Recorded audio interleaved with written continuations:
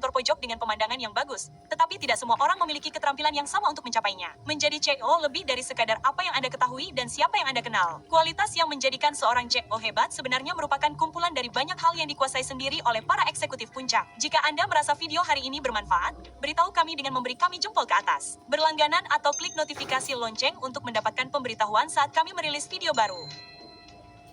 Baiklah, para eksekutif masa depan. Berikut adalah 15 keterampilan yang harus Anda kuasai untuk menjadi CEO yang sukses dan disegani. Nomor 1, diplomasi. Mereka tidak benar-benar mengajarkan hal ini di perguruan tinggi. Jadi, apa sebenarnya diplomasi itu? Diplomasi adalah seni berurusan dengan orang lain dengan cara yang sensitif dan bijaksana. Sebagai CEO, ini adalah keterampilan yang akan berguna bagi Anda sepanjang karir Anda. Dengan bersikap diplomatis, staf Anda yakin akan kemampuan Anda untuk meredakan situasi dengan kebijaksanaan dan keadilan yang maksimal. Dan mereka tidak akan merasa Anda pilih kasih atau memiliki kesetiaan tertentu kepada anggota staf tertentu. Sebagai mantan duta besar AS untuk PBB, Richard Holbrooke berkata, diplomasi itu seperti jazz. Variasi tema yang tak ada habisnya. Sebagai CEO, pendekatan Anda terhadap diplomasi juga akan terus berubah. Jadi itu adalah keterampilan yang harus Anda kuasai.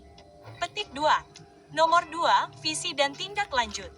Memiliki visi itu bagus, bukan, Aluksa? Namun, bicara serius, berapa banyak ide luar biasa yang Anda miliki tetapi tidak dapat menindaklanjutinya? Mungkin cukup banyak. Itulah perbedaan antara materi CEO dan materi non-CEO, yaitu visi yang dipadukan dengan tindak lanjut. Dan jangan lupa untuk menambahkan sedikit risiko juga, karena menindaklanjuti visi selalu disertai dengan risiko. Nomor 3, hasrat terhadap pekerjaan dan orang-orangnya. Bukan rahasia lagi bahwa CEO menghasilkan banyak uang. Kami membahas hal ini secara mendalam dalam video kami, bagaimana CEO menghasilkan uang 351 kali lebih banyak. Dalam video itu, kami menjawab pertanyaan penting seperti mengapa membayar mereka begitu banyak dan apakah mereka sepadan. Dan sementara kita semua pernah bekerja untuk CEO yang mengerikan, bekerja untuk CEO yang bersemangat terhadap pekerjaan mereka, perusahaan mereka, dan orang-orang di dalamnya adalah pengalaman yang luar biasa. Dan itu adalah keterampilan yang harus dimiliki oleh semua CEO yang sukses. Terima kasih atas umpan balik Anda yang luar biasa pada video itu, Aluksa. Seperti yang disebutkan Vishal Gangmani, penyuntingan dan penceritaan yang luar biasa. Kami telah mencoba untuk meningkatkan permainan kami, jadi kami senang Anda memperhatikan. Nomor 4, singkat. Itu adalah kata yang mengalir begitu saja dari lidah, dan itu berarti menulis atau berbicara dengan cara yang singkat, padat, dan jelas. Dan Aluksa, pernahkah Anda duduk di ruang rapat di mana CEO benar-benar hanya menyajikan beberapa kata yang tidak jelas, hampir seolah-olah mereka hanya ingin mendengar diri mereka sendiri berbicara, tetapi tidak benar-benar mengatakan apapun. Forbes menerbitkan sebuah artikel berjudul, setengah dari semua rapat adalah buang-buang waktu. Seorang CEO yang terampil tidak akan mengadakan rapat yang akan membuang-buang waktu karyawannya dan memanfaatkan keringkasan mereka saat berkomunikasi dengan staf.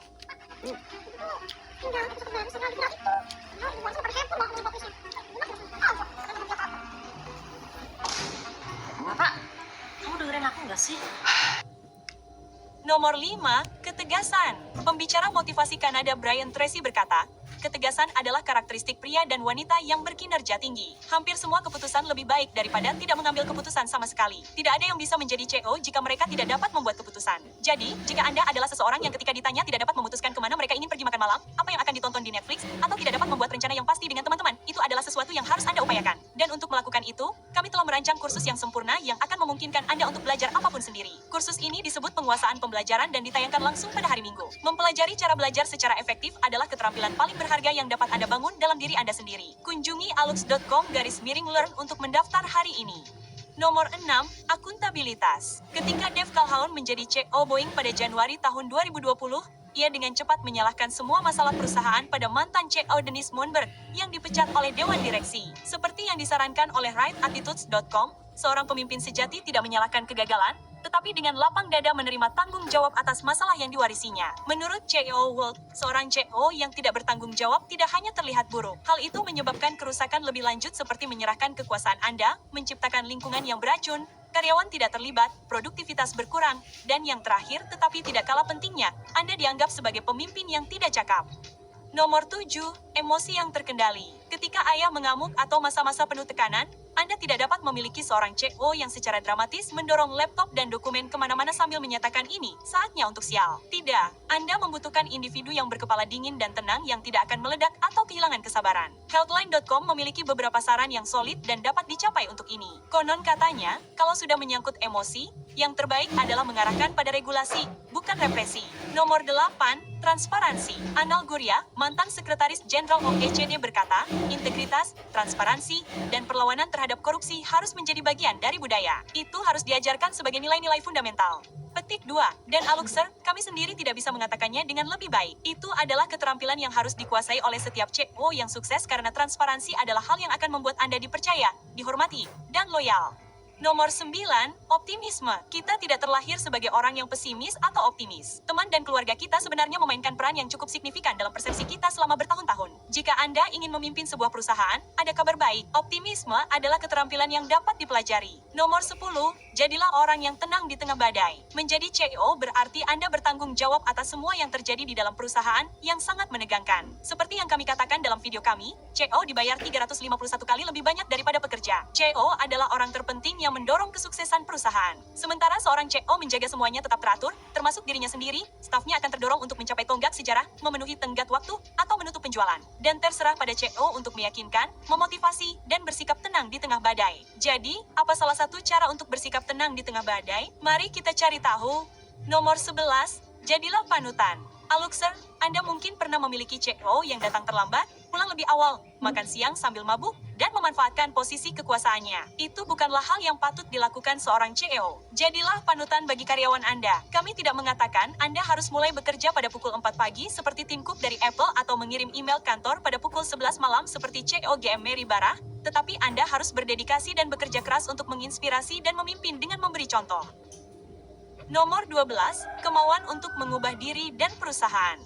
Richard Branson berkata, setiap kisah sukses adalah kisah adaptasi, revisi, dan perubahan yang terus-menerus. Hal ini tidak hanya berlaku untuk pertumbuhan perusahaan, tetapi juga untuk CEO. Meskipun membangun bisnis itu mengesankan, menjaganya tetap kompetitif dan menguntungkan bukanlah hal yang mudah. Menurut majalah CEO Today, pentingnya mengembangkan bisnis adalah bahwa perusahaan Anda terus-menerus menghadapi ancaman persaingan. Dan dengan tetap kecil, pada dasarnya Anda menawarkan peluang bagi orang lain untuk mengambil bagian terbesar dari pasar Anda.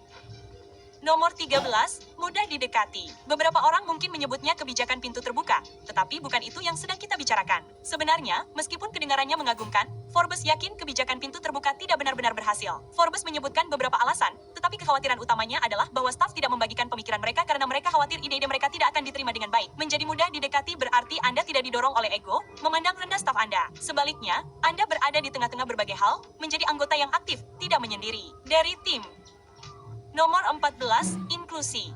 Terlepas dari jenis kelamin, ras, agama, orientasi seksual, usia, atau afiliasi politik, inklusi di tempat kerja berarti bahwa setiap orang diikutsertakan. Setiap orang itu penting. Setiap orang dapat datang bekerja tanpa takut dikucilkan, ditindas, atau dikucilkan. Setiap orang memiliki nilai, dan terserah kepada CEO untuk memastikan bahwa inklusi menjadi prioritas. Seperti yang dikutip oleh Kepala Petugas Bakat di ServiceNow, Pat Waiters, ketika kita mendengarkan dan merayakan apa yang umum dan berbeda, kita menjadi lebih bijak, lebih inklusif, dan lebih baik sebagai sebuah organisasi. Nomor 15, kemampuan untuk mengambil risiko yang diperhitungkan. Tanyakan kepada CEO yang sukses, apakah mereka berhasil dengan mengikuti semua aturan, dan konsensus umumnya adalah tidak. Mari kita lihat Tim Cook lagi. Dan jika Anda ingin belajar dari pria yang luar biasa ini, pastikan untuk menonton video kami, 15 pelajaran kepemimpinan dari Tim Cook. Ia melakukan tanya jawab di Universitas Duke di mana ia ditanya oleh seorang mahasiswa, kapan kita harus mendengarkan profesor kita dan kapan tidak apa-apa. Dan tanggapanku, saya pikir Anda jarang harus mengikuti aturan. Saya pikir Anda harus menulis aturan. Saya pikir jika Anda mengikuti aturan dengan cara yang terformulasi, Anda akan berakhir sama seperti orang lain. Petik 2. Sedikit informasi berharga di sana, Aluxer. Dengan itu, kami harap Anda menemukan landasan yang kuat untuk mulai memperoleh keterampilan untuk menjadikan diri Anda seorang CEO yang hebat. Jika Anda memilikinya, tunjukkan kepada kami dengan meninggalkan like, subscribe, dan tekan ikon lonceng agar Anda tidak pernah melewatkan unggahan. Oke, menurut Anda keterampilan apa yang dibutuhkan seorang CEO agar berhasil dan dihormati dalam jabatannya? Bagikan dengan kami di kolom komentar. Dan tentu saja, Anda tetap bersama kami sampai akhir. Ini bonusnya. CEO harus menjadi pendengar yang baik karena mereka akan mendengar lebih banyak tentang apa yang sebenarnya terjadi di perusahaan mereka hanya dengan mendengarkan. Bersamaan dengan itu, jadilah pengamat. Perhatikan hal-hal tentang staf Anda, baik atau buruk. Atasi perubahan dalam perilaku, kinerja kerja, atau sikap umum, baik dan buruk. Dan yang terpenting, beritahu staf Anda ketika mereka melakukan pekerjaan dengan baik, karena itu jauh lebih memotivasi daripada hanya berbicara kepada mereka ketika mereka melakukan pekerjaan yang buruk. Ingat itu, Aluxer. Baiklah, terima kasih telah menonton. Sampai jumpa lagi besok.